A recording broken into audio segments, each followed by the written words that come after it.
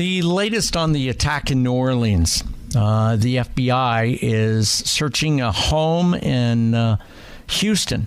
It's the home of the attacker of the New Orleans terrorist attack.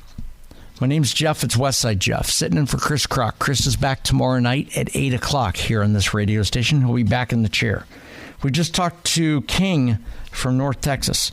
King asked a really good question that I wanted to get into, and that is, why are we seeing what is behind people acting out against positions of power?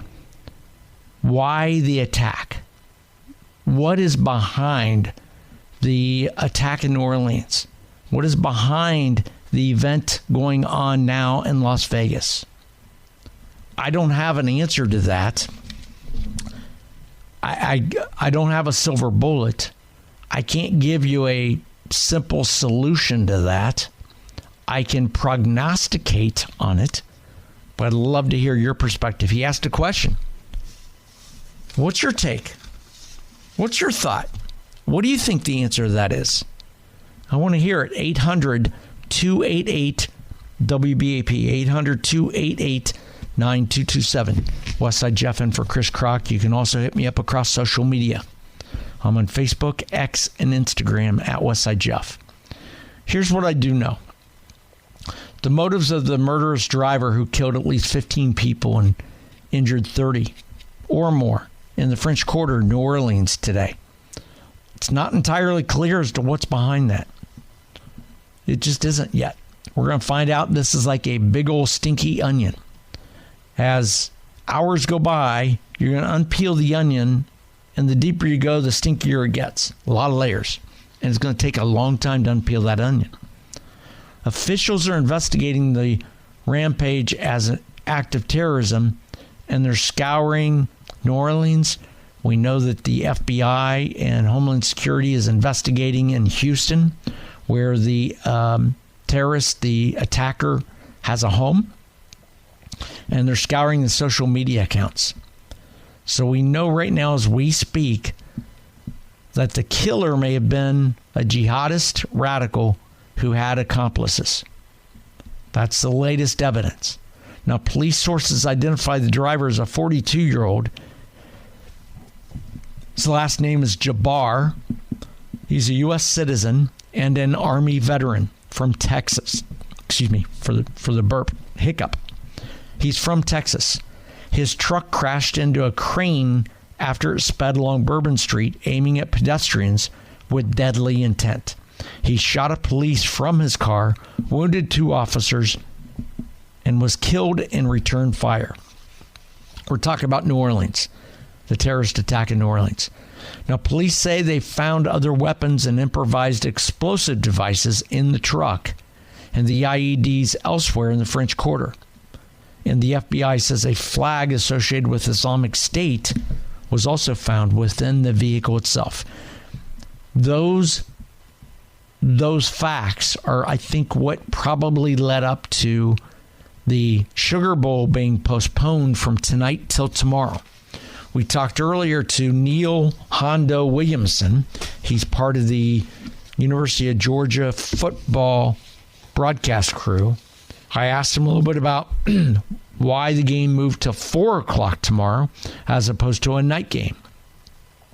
And he had a good answer, and that was his opinion was, and it's probably correct, that authorities would prefer to deal with an event like this in the middle of the day when there's daylight, so they have better recon than at nighttime. If the game were at 7:30, that last hour or so would be during sunset or darkness.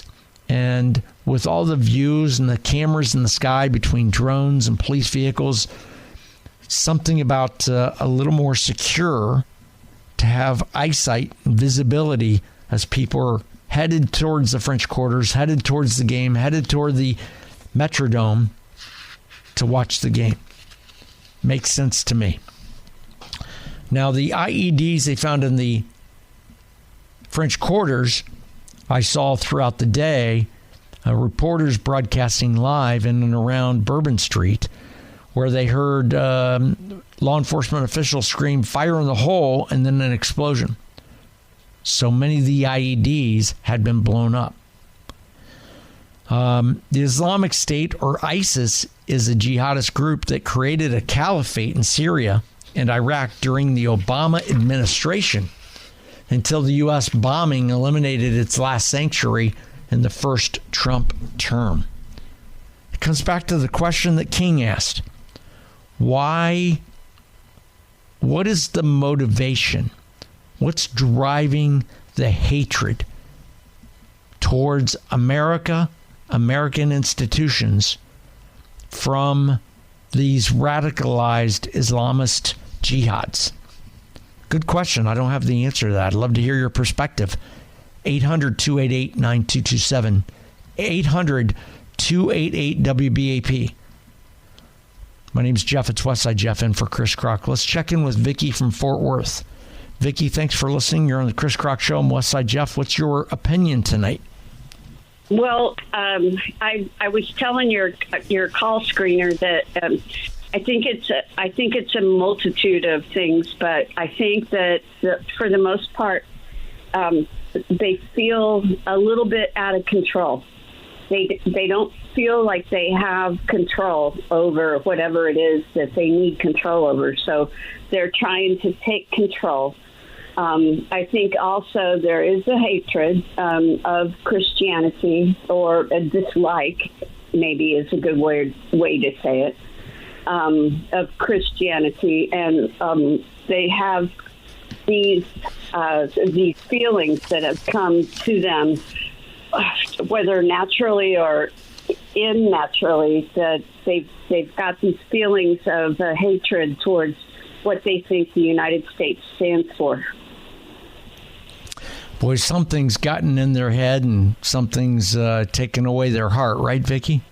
I think so, yeah. At least their heart for humans, for people. It might not have taken away their heart, period, but I think that they see that they can inflict something upon other people, and even if it takes their own life, as obviously it has several times, that they don't care. They're beyond that. Vicky, thank you for calling. I appreciate your opinion. Calling from Fort Worth. Thank you. That was Vicky from Fort Worth. I'd love to hear your thought, your opinion. What do you think? King asked a really good question a moment ago, is what is getting into some of these folks that are creating significant news events of death and destruction around this country in the name of ISIS or caliphate against America and American assets and American institutions? What's your opinion? What do you think? What's behind it? 800-288-9227. 800-288-WBAP. My name's Jeff. It's Westside Jeff. In for Chris Crock on News Talk 820 and 93.3 FM WBAP. Continuing coverage on the events of the terrorist attack in New Orleans, as well as the one dead and several injured in Las Vegas outside of Trump Hotel. Westside Jeff in for Chris Crock. Chris is back in the seat tomorrow night at 8 o'clock. The latest going on in New Orleans, the U.S. Army veteran driving that pickup truck that bore the flag of the Islamic State group wrought with carnage on New Orleans New Year's celebration, killing 15 people and dozens injured. Steered around a police blockade and slammed into revelers before being shot dead by police. FBI is investigating the attack as a terrorist attack, and as we speak, they are combing a neighborhood in Houston because he has a home in Houston, Texas. So they are there doing their investigation, trying to figure out everything they can to help build the story. The latest going on out in Vegas, firework mortars and camp fuel canisters have been found stuffed into the back of the Tesla Cybertruck that exploded outside President-elect Donald Trump's Las Vegas hotel this morning, killing the suspect inside the vehicle and sparking an intense investigation into possibility of that also being terrorism. Authorities are studying whether the two are connected or not, and time will tell. Spoke a moment ago with King from North Texas, who asked a good question. What is causing people? Where is the anti-American sentiment coming from? Where's it born out of? What is driving it? Don't have the answer to the question? I pose that to you at 800-288-9227. 800-288-WBAP. Let's check in with Gregory in South Lake. Gregory, good to talk to you again. You're talking to Jeff, Westside Jeff, in for Chris Crock. Westside, good to talk to you again, my friend. Absolutely. I think if you stand back from all of these things, the Christmas Plaza attack, this thing in New Orleans, maybe this thing in Las Vegas, because the verdict, we're still sketchy on all the details on that. And all the previous these kinds of mass casualty, attacks, all right? Yes, it's terrorism, but at the same time, I also think if you get deeper into the psychology of it, these are people that have rage that they can't control. They can't achieve whatever goals they want to achieve politically, okay? So they just rage at the society at large in any way that they can. There have been a lot of similar attacks like this, and you don't hear about them unless you follow this kind of line. In China going on, and they've dubbed them rage against society attacks, where people are committing mass murder with vehicles, just like we saw last night or early this morning in New Orleans, or the Christmas deal over in Germany, and all those similar things. And they whatever their psychological makeup is, it just makes them feel helpless and unable to do anything that is going to achieve their objectives. They just rage out instead of sitting back and so there's a certain amount of insanity involved in this as well, because our policies are not going to change on any of these things from any of these events. Period. They never have, and they never will. We're not going to bow to that kind of stuff as a country. So we're going to see more of this. It's going to happen. Moreover, Brussels had huge riots on New Year's Eve. Okay, and again, it's another one of these rage situations. So I think at the bottom of all of this, they make feel they have some political thing or something like this, but it's the emotion of rage that they just can't control, and they find no other way to express it other than to kill innocents. As always, Gregory, you nail it. Thank you for calling, and thank you for listening. I appreciate you being a part of the show. That's Gregory from South Lake. Love to hear your perspective on the events of the day today. The terrorist attack in New Orleans, continuing coverage here on WBAP, and the latest going on in Las Vegas. Las Vegas Metropolitan Police and Clark County Fire Department officials have said that a person died inside the futuristic-looking pickup truck and that 7 people nearby suffered minor injuries. I've seen several stories that said the Tesla truck, the way it's built and with its thick walls, that its construction minimized the damage because of the way it's constructed. By late this afternoon, authorities were still working to get the body out of that vehicle and start processing the evidence inside that vehicle. President Joe Biden a little while ago was briefed. He's been briefed continually on the events of both locations, Las Vegas and New Orleans. He said, Jeremy Schwartz, who's the acting special agent in charge for the FBI's Las Vegas office, has come out and said, our number one goal is to ensure that we have the proper identification of the subject, so of the person, the perpetrator, involved in this incident. Also went on to say, following that, our second objective is to determine whether this was an act of terrorism or not. That's the latest out of Las Vegas. The latest out of New Orleans, They've identified the perpetrator, the suspect. He's been killed. They identified he's has roots in Texas, down in Houston, and the FBI, Homeland Security, and SWAT right now are outside a neighborhood they identified as the neighborhood in which he lived or had a home, and they are penetrating or going into his home. They want to make sure it's not booby-trapped first. We're talking about ISIS. We're talking about active terrorism in New Orleans. And the question arose earlier from a listener by the name of King in North Texas. It said, what motivates? What's the motivation with these suspects, with these Islamic jihadists who have this anti-American thought? And I don't have the answer for it. If you've got an opinion, I'd love to hear it. 800-288-9227. 800-288-WBAP. Now, police say they found other weapons and improvised explosive devices in the truck in the French Quarters in New Orleans.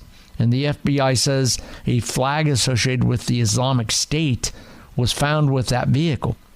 Now, remember, the Islamic State, better known as ISIS, is that jihadist group that created a caliphate in Syria and Iraq during the Obama administration until being eliminated, or U.S. bombed them and eliminated that in its last sanctuary in the first Trump term. So it's interesting. This is all coming at a time at the end of a Biden administration in advance of a Trump administration. There's certainly some kind of a political implication. Don't know exactly what it is, but like a big old onion, this thing's ugly. It stinks. There's a lot of layers. And as authorities unpeel that onion, unpeel those stinky elements, we're going to find out more. I get more information on the New Orleans event coming up in about 6 minutes. I got to hit the bottom of the hour news with Mickey Briggs in the newsroom. That's in 2 minutes. He'll give you an update there, and we'll keep you up to date, continuing coverage of the terrorist event in New Orleans, as well as the suspected terrorist event in Las Vegas here on WBAP. My name's Jeff. It's Westside Jeff, in for Chris Crock on News Talk 820 and 93.3 FM, WBAP. Good question. King asked just a few minutes ago, called in from North Texas to say, hey, Jeff, what's the perspective on why these acts of terror are occurring? Excuse me. And it seems like a little more frequently in our country. What is driving people to attack the American institutions? And I don't know that I have an answer for you. It's one of those things. I'm born and raised up in Ohio. My name's Jeff. I go by Westside Jeff, sitting in for Chris Crock. Chris is back tomorrow night at 8 right here in WBAP. He'll have his chair back. And I'm a processor. I'm one of those that watches and pays attention to a lot of media assets, and I follow it, and I have to think about it and process it. And some of my best processing is taking the dogs for a good long walk. And I start thinking, for whatever reason, I get out in the fresh air and start thinking about these things and identify. So I don't have an answer right now as I'm sitting here on the microphone. I need a little time to process it. But what I will tell you is this. My immediate thought on the events of the day today. This is America. We live in a free society. We are free to roam. Years ago in 1988, I traveled to Europe. And when I went that was long before the lockdowns in the world, 1988.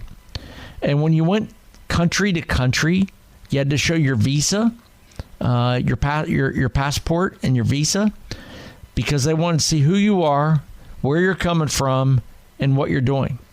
I remember back in when I was in college, about early to mid 80s, traveling to northern Michigan, because I grew up in Ohio. Northern Michigan with a college buddy of mine.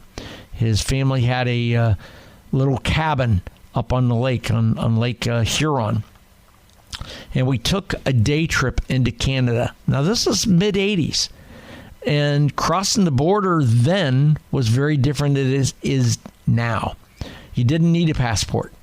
We just wanted to go over across the border and say we visited Canada, do a little tour stuff, and come back. And we got stopped at the checkpoint as you did. And we're asked, who are you? Where are you coming from? Where are you going? And what's your motivation? And they just looked at my buddy Rob, who was driving, and he said, hey, we're up here in Cedarville, Hessel area. Family has a cabin. And me and my college buddy here just want to go into Canada, be a tourist for a couple hours. And they said, fine, let us go on our way. It's a different era we live in today. Back in '88, you couldn't go from country to country without being stopped by somebody at a border point of entry, asking for your passport to see if you have a visa and that it was stamped. That's not the case today in the United States of America. We don't get stopped going city to city, state to state. Authorities don't stop preemptively and ask us, who are you and what the hell are you doing here? I don't want that. I don't expect that. And events like today can't dictate that. In the end, we live in a democracy. We live in an era where we're free to roam. And as long as we have freedom and freedom to roam and freedom to celebrate and freedom to worship, we're going to put up with events like this today. You're going to find out after the fact, as days and hours go by, and days and even weeks, that there were warning signs for both these events, the one in New Orleans and the one in Las Vegas, that we will find out after the fact that there were warning signs that people were exposed to, that they could have caught something in advance, but they ignored them. It's like a big onion, big stinky onion, that as you unlayer it, as you peel it back, you're going to find out more. It won't surprise me if the event in New Orleans, again, I'm not insinuating this, I'm just making a statement, a common sense opinion statement.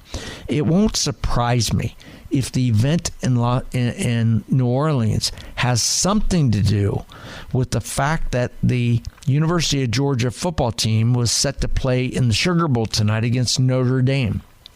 Notre Dame is the most high-profile Catholic college or school, preeminent school, higher education institution in this country.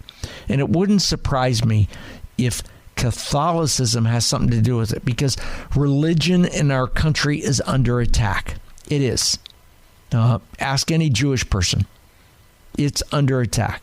So I'm not advocating that's the issue here, but it won't surprise me if we find out that's part of it. My name's Jeff. It's Westside Jeff in for Chris Kroc. Now, police say they found other weapons and IEDs in that truck in the French Quarter, and the FBI says a flag associated with the Islamic State was found with that vehicle. Now, remember, the Islamic State, or ISIS, is a jihadist group that created a caliphate in Syria and Iraq during the Obama administration, until the U.S. bombing eliminated its last sanctuary in the first term of Donald Trump in the White House. Now, more ominously, the FBI said earlier today that it believes the suspect in the New Orleans attack, his last name is Jabbar, did not act alone. Conflicting reports said 4 others may have been observed on video planting IEDs elsewhere across New Orleans. The FBI special agent in charge, Aletha Duncan, said, "We do not believe that Jabbar was acting solely responsible on his own. The FBI is working to determine the subject's potential associations and affiliations with terrorist organizations." So they're digging deep to find out more about his background. Domestic acts of terrorism inspired from abroad really aren't that uncommon these days, though they have been rare of late in the U.S.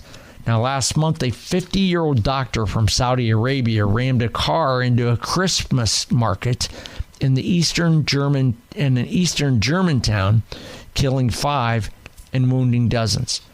But the possible existence of a broader terror plot raises concerns about other potential attacks, and not merely just in New Orleans. For example, a week from Friday, we have the next layer of college football playoffs with the Texas Longhorns facing the Ohio State University Buckeyes in AT&T Stadium in Arlington, Texas. You want to talk about a real security event? I think you're going to see even more heightened security at these college football playoffs, the Super Bowl, the Grammys, these really high-profile events. The next big one right here in North Texas in Fort Worth at AT&T Stadium. But the possibility of these existence of broader terror plots really raises concerns and about the potential of attacks and the threats. Again, not just what happened in New Orleans, but around the country. New Orleans was supposed to host the college football Sugar Bowl tonight, and the game was postponed until tomorrow. It will be kicked off at 4 o'clock East Coast time tomorrow in New Orleans, with Notre Dame facing Georgia. New Orleans will also host the Super Bowl in February, and jihadists know big public sporting events are vulnerable. That's really what they're looking for.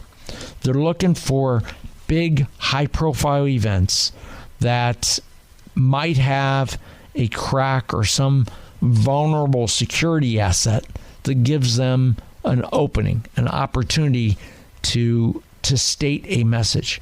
Now, one obvious message is that the forces of Islamic radicalism haven't gone away. That's really what today is about. You have to wake up, smack your face, and understand that the forces of Islamic radicalism are still exist in this country, and they're still looking for security weaknesses to exploit for mass murder. And the U.S. Homeland Security team isn't safe from foreign influence or planned attacks. The question came up a little while ago from a listener named King that said, why? What is making these folks, today's New Orleans terrorist suspect is a U.S. citizen from Texas who served in the military? What makes somebody crack? You got an opinion? I'd like to hear it.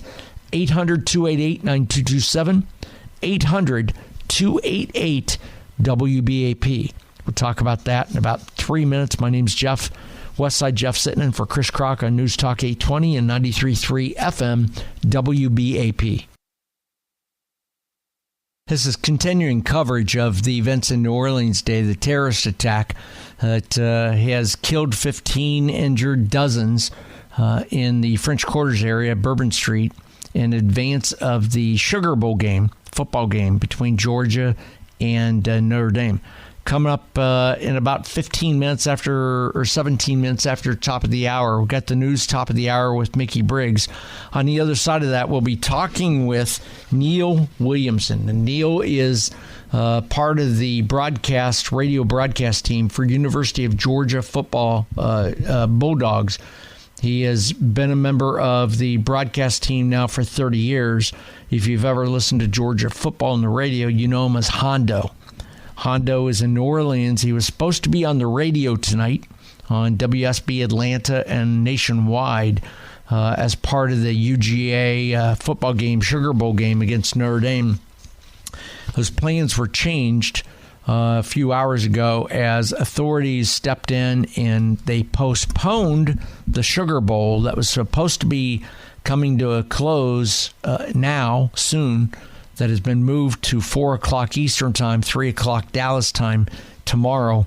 I talked to him earlier.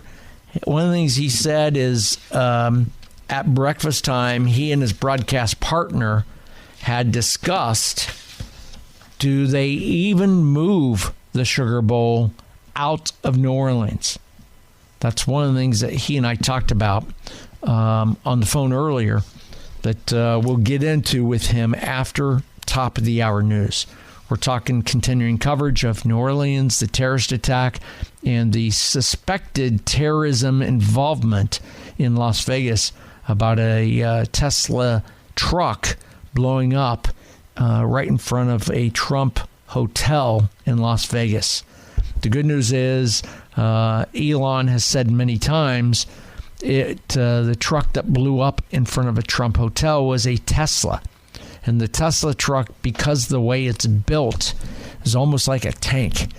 And because of that, there was less damage done because of the construction of a Tesla vehicle. Westside Jeff in for Chris Crock. Chris is back tomorrow night at 8 o'clock. We're talking about terrorism and why is there still in our country in 2025, why is there still a threat of Islamic State type terrorism in our country? Aletha Duncan, FBI special assistant special agent in charge in New Orleans, said they do not believe that suspect in New Orleans named Jabbar, his last name is Jabbar, was solely responsible. She goes on to say the FBI is working to determine the subject's potential associations and affiliations with terrorist organizations. Now, domestic acts of terrorism inspired from abroad really aren't uncommon, though they have been rare in the U.S. as of late. But you got to remember, last month, a 50-year-old doctor from Saudi Arabia rammed a car into a Christmas market in an eastern German town. That killed 5 and wounding dozens. Earlier through the summer, we saw a Taylor Swift concert attacked overseas. These acts will continue, and they will continue in high-profile places that bring a spotlight to their causes. The possible existence of a broader terror plot raises concerns about other potential attacks, and not just in New Orleans. In fact, a week from Friday, here in Arlington, Texas, at AT&T Stadium, the Texas Longhorns will play Ohio State University Buckeyes in the next round of the semifinals for the college football playoff. The winner will play in the national championship. And the security there will be significant. Governor Abbott has pledged additional security assets to the governor of Louisiana to help tomorrow with the Sugar Bowl. He has also said he will do what he needs to do to protect North Texas and those attending the college football playoff game at AT&T Stadium. New Orleans was supposed to host that college football game tonight, the Sugar Bowl, but the game was postponed until tomorrow at 4 o'clock. New Orleans also will host the Super Bowl in February, and jihadists know that big public sporting events are vulnerable, and they're looking for those. Now, one obvious message of today is that it reminds us that the forces of Islamic radicalism haven't gone away. They are still out there, and they are looking for security weaknesses. They're looking to breach security, to exploit for mass murder, and the U.S. homeland is not safe from foreign influenced or planned attacks.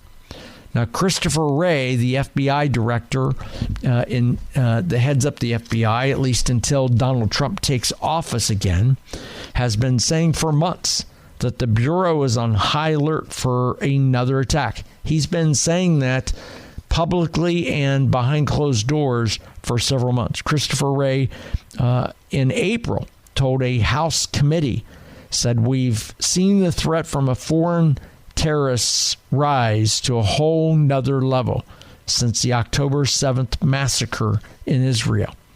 Christopher Wray goes on to say, "Looking back over my career in law enforcement, I'd be hard-pressed to think of a time where so many threats to our public safety and national security were so elevated all at once." Christopher Wray finished by saying, "That is the case as I sit here today." And that was in April. So he had some intelligence that there was something potentially coming. And I'm here to tell you, expect more in the Trump administration. With their porous borders, with their open borders, with the attacks going on between Lebanon and the Jews and the Palestinians, with Ukraine and Russia and the unrest going on around this world, with Syria involved and Iraq involved, you're only going to see more of these kinds of events. And as we live in America today, you cannot eliminate it, period. And anybody that tells you can doesn't know what they're talking about. You can do things that minimize it, and you do that with intelligence. You do that with leaning on law enforcement, and you do that with leaning on Americans to look for warning signs and to alert authorities. Again, Christopher Wray warned the House of Representatives, the House Committee in April, that there was ramped up chatter from Islamic jihadists across this country. Now, a particular concern, obviously, for them, and Chris Wray said that, is our porous border with Mexico. We know that people on the U.S. terror watch list have passed through our borders in recent years. What we don't know is how many, who they are, and where they are. So obviously, the Biden administration has made our country more vulnerable. Today's events in New Orleans doesn't seem to be one of those, because the suspect, the terrorist, is a U.S. citizen with roots in Houston, Texas. Hence, the FBI, Homeland Security, and law enforcement filling up a couple neighborhoods in Houston right now as they enter the house that the suspect owns. Now, another lesson we've learned today is that it's still vital to stay on the offense against jihadist groups abroad and in our country. We need to continue to be able to establish those areas and keep law enforcement involved, because the sanctuaries from which they can plan attacks on the West, as they did in 9/11 and as occurred today, we need to continue to stay plugged in. We need to continue to watch out for them. We need to continue to identify those trouble spots and be able to do something about it. My name is Jeff. It's Westside Jeff, sitting in for Chris Crock. Chris is back tomorrow night at 8. Got to hit top of the hour news with Mickey Briggs in the newsroom.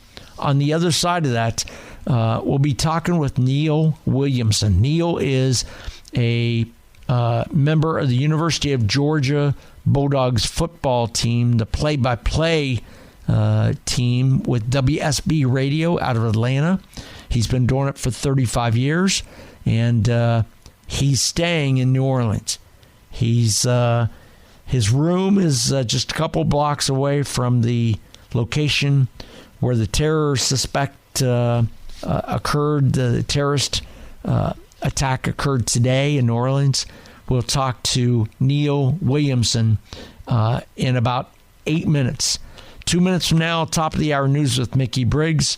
On the other side of that, we'll talk to Neil Williamson, we'll call him Hondo, about what he experienced, what he saw, what he knew, how authorities have been keeping the team and officials up to speed, and about the game being moved to tomorrow at 3 o'clock Dallas time, and the impact on the football game.